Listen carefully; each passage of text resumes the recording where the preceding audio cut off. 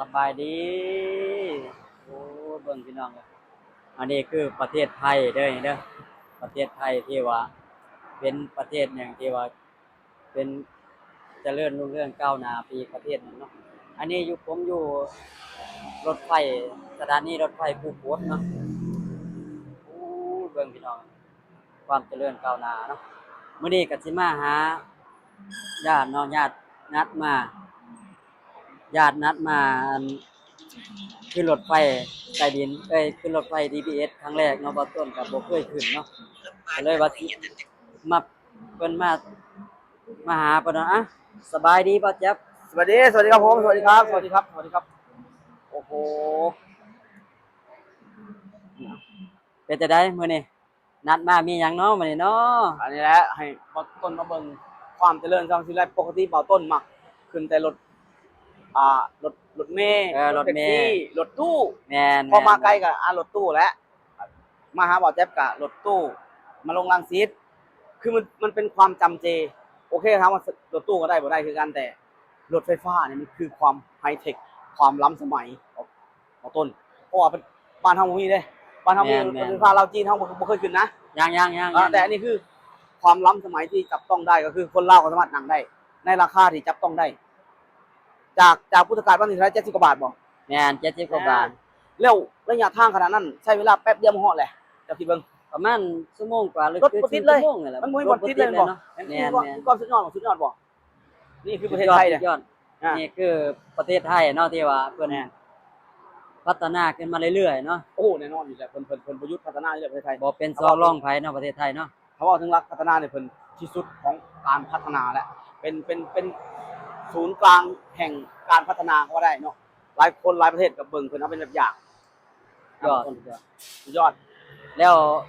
ก็เจ็บมาอยู่ไทยนี่หลายปีแล้วบ่โอ้บ่แจ๊บนี่ถ้าแบบไปแน่กลับแน่นี่ตอนนี้ประมาณ25 24 25ปีโอ้คือบ่แจ๊บมาตั้งแต่อายุประมาณ18อย่าง18แต่ว่าตอนเป็นวัยรุ่นโอเคอาจจะอ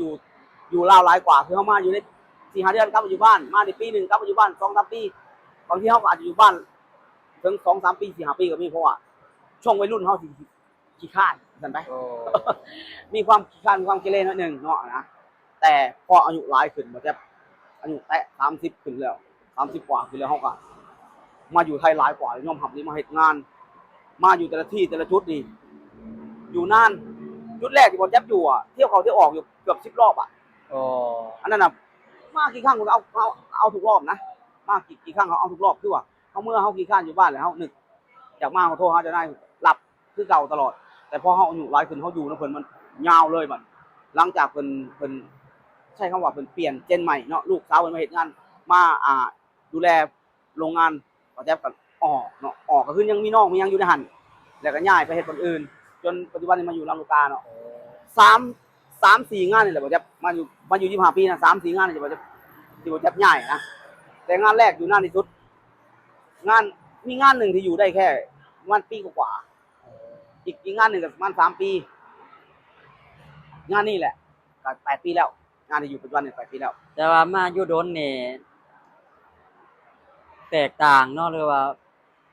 เมืองไทยเพิ่นพัฒนาไปฮอดไสแล้วเนาะจริงๆบ่แจ๊บยอมรับเลยว่ามาตั้งแต่รถไฟฟ้าบ่ทันมีโอ้ทั้งบนดินใต้ดินนะบ่แจ๊บสิว่านะตอนนั้นบ่ทันมีหรือว่าบ่แจ๊บบ่ฮู้บ่จักนะแต่ว่าบนดินนี่บ่มีแน่ๆเลยยังไอ้ BTS นี่บ่มีแน่นอนแหละตอนบ่แจ๊บมานี่ยังบ่ทันมีแล้วก็สะพานมิตรภาพไทยลาวรู้สึกว่าเพิ่งจะมีแห่งแรกก็คืออยู่เวียงจันทน์หนองคายเนาะแล้วก็ต้องยอมรับว่าถนนหนทางนะมันกับยังบ่ส่ำนี่นะต้นต้องยอมรับบ่ทันส่ำนี่นะเมื่อ25 ปีก่อนเนาะก็เห็นพัฒนาการหลายอย่างแหละก็คือทางภาคอีสานนี่ก็ยังบ่เจริญส่ำนี่แต่ต้องยอมรับว่าผ่านไปประมาณสัก5 ปีนึงมันก็เริ่มแตกตาขึ้นมาผ่าน10 ปีไปผ่านมาถึงตรงนี้ยิ่งแบบโอ้โหนักเลยตึกที่เฮาแบบว่าบางตึกเมื่อก่อนนี่อย่างเช่นตึกประโยคนี่นะตอนนั้นคือสุดโดดเด่นทุกวันนี้บอกเองว่าโดดเด่นอยู่จริงนะโดดเด่นอยู่นะแต่มีตัวที่โดดเด่นเพิ่มขึ้นมาอีกหลายขนาดมันคือเป็นพัฒนาการเป็นความเจริญที่เนื้อชั้นเลยแหละบอกเลยนะบ่ต้องนับนะเพื่อนบ้านรอบข้างเนี่ยมันบ่ยังเทียบ นับในภูมิภาคเลยกว่าในมาเลเซียที่ว่าสิงคโปร์อินโดพวกเนี้ยนะบอกตรงเลยว่าไทยบ่ได้เป็นรองเลยมาเลเซียสิงคโปร์อินโดบ่ได้เป็นรองพวกนั้นเลยนะเพิ่มเติมเหนืออย่างสิงคโปร์เป็นประเทศเขาน้อยเจริญจริงแต่ประเทศน้อยนะอย่างมาเลเซียเนี่ยอาจจะใกล้เคียงกันแต่คิดว่าไทยเหนือนะในความรู้สึกของแจ๊บนะ แสดงว่าเว้าเจ็บมาหลายปีนี่ฮู้จักหลายที่หลายบ่อนเนาะ พอแจ๊บบอกนั่นนี่ดีกว่าว่าต้นด้วยประเทศไทยด้วยคนไทยที่มีอารยะเนาะเป็นประเทศที่มีอารยธรรมและจิตใจดีงามแห้งนะบอกต้น โดยเฉพาะเรื่องของจิตใจนี่นะพอแจ๊บได้รับความหักความเมตตาแต่ครั้งแรกที่เขามาเลยนะจากเจ้านายจากเพื่อนพอแจ๊บเนี่ยเว้าแล้วเว้าอีกรู้สึกเสมอเลยว่าเฮาได้อภิสิทธิ์พิเศษตอนมาแรกๆนะโดยเฉพาะรุ่นพี่เหมือนกับมาซัพพอร์ตเฮามากกว่าเฮาเหตุการณ์เมื่อก่อนเนาะอยู่โรงสตรีนนี่มีทั้งพม่าเขมรลาวแล้วก็ไทยตอนนั้นยอมรับว่าพี่น้องทางอีสานก็เฮ็ดงานกรุงเทพหลายเด้ แม่น บ่เจ้ารู้สึกว่าเฮานี่อยู่ในกลุ่มของคนไทยนะเพราะว่าในคนลาวมีแค่บ่เจ้ากับเพื่อนคนหนึ่งที่เหลือมีอยู่กลุ่มรุ่นพี่คนไทยเวลากินข้าวนี่กินกับกลุ่มรุ่นพี่คนไทยส่วนพม่าเขาอยู่กลุ่มเขาเขมรอยู่เขาไม่มาร่วมนะแต่คนลาวคนไทยอยู่กลุ่มเดียวกันน่ะ ลองคิดดู แล้วตอนยังน้อยนี่เฮาสิหยังตอนเป็นวัยรุ่นเฮาสิได้รับการซัพพอร์ตหลายสมควรก็คือว่าถ้าแบบพม่าหรือว่าเขมรหยังแบบแต่ต้องเฮานี่แบบรุ่นพี่เขาปกป้องเฮาขนาดนั้นนะอันนี้ก็ถามว่าดีบ่มันก็บ่ดีนะสำหรับเฮาก็ยังบ่เฮาเป็นคนบ่ดีแหละเฮาอาจจะเกเรนิดนึงตอนยังน้อยเฮาด้วยมีคนถือหางว่าซั่นไป แม่น มันเลยบ่ค่อยดีเฮ็ดแบบนี้ใช้แบบนี้ในทางที่เฮาต้องเป็นคนที่ดีน่ะถูกแล้วแต่ก็ณตรงนั้นมาถึงจุดนี้บ่จะได้รับการขัดเกลาจากพี่คนไทยจากสังคมไทยก็เฮ็ดให้ตัวเองก็รู้จักหยังหลายขึ้นเนาะพัฒนาตัวเองหลายขึ้นนะนี่คือประเทศไทย อยู่โดนแล้วอยากฝากเป็นหยังถึงพี่น้องคนลาวเฮาเนาะ ก็มาถึงคนลาวแรงงานลาว เฮา ที่เขามาเฮ็ด แต่ง งาน งานลาวเฮาอยากมาเฮ็ดงานอยู่ไทยนะ แน่นอนระดับแรกนะขอจะบอกเสมอว่า คนลาวทุกคนทุกวันนี้นะเขาจะมาเฮ็ดงานอยู่ประเทศไทยอันดับแรกเลยก็ต้องเฮ็ดให้ถูกต้องตามกฎหมายก่อน ก็คือทุกวันนี้นำเข้าแบบระบบ MOU มีหลายบริษัทขนาดนำเข้าทั้งอยู่ในประเทศไทยและประเทศลาวเพราะฉะนั้นการทำถูกต้องตามกฎหมายอันดับแรกเนี่ยเฮาสิได้สิทธิพิเศษหลายอย่างเนาะบ่ว่าสิเป็นเรื่องของการคุ้มครองเนาะทางกฎหมายถ้านายจ้างเฮ็ดหยังผิดต่อเฮากฎหมายก็คุ้มครองเฮาเนาะหรือในเรื่องของรักประกันต่างๆนะประกันสุขภาพประกันนู่นนั่นนี่เฮาก็ได้อีกนะนี่คือสิ่งที่ดีก็แนะนำก่อนอันดับแรกเฮาทำถูกต้องตามกฎหมายก่อนอันดับแรกอันดับต่อมาก็คือ เมื่อเจ้ามาเฮ็ดงานแล้วให้เจ้าตั้งใจสู่งานก่อนอย่าเลือกงานคือเฮาได้เฮ็ดเพิ่นมอบหมายงานให้เฮาปุ๊บแล้วเฮาต้องสู้ก่อนสู้ให้สุดหัวใจก่อนมันสินักสินาใจก็สู้ก่อนอันดับแรกเอาแรงกายแรงใจแลกใจเจ้านายก่อนเพื่อให้เพิ่นหักเมตตาต่อเฮาเพราะว่าอย่าลืมว่าแรงงานลาวเฮานี่มันจะมีคำว่าชอบสบายนะติดสบายเอาง่ายว่าเลือกงาน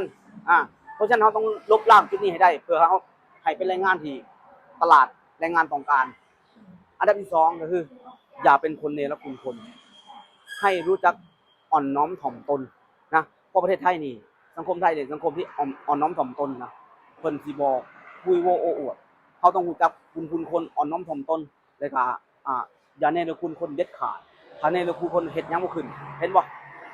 เขมรผมมันยกตัวอย่างนะพอได้ดีแล้วกลับไปเมื่อบ้านแล้วมาด่าประเทศไทยเว้าหันเว้านี่แบบอยากเบ่งอยากกลางอยู่ตลอดเวลาเนี่ยสังคมไทยเพิ่นบ่มักจุดนี้เด้เพราะฉะนั้นเฮาสิอยู่ลำบากแล้วก็เฮาสิบ่เจริญชีวิตเฮาสิบ่เจริญรุ่งเรืองสมมุติบ่ได้รับการซัพพอร์ตจากไผเมื่อใดก็ตามเนี่ยเฮามีความอ่อนน้อมถ่อมตน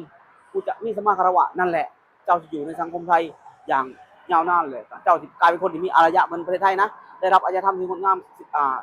วัฒนธรรมที่งดงามกลับไปใช้ในประเทศเฮาอีกและอีกอันหนึ่งสำคัญเนาะจงเป็นคนที่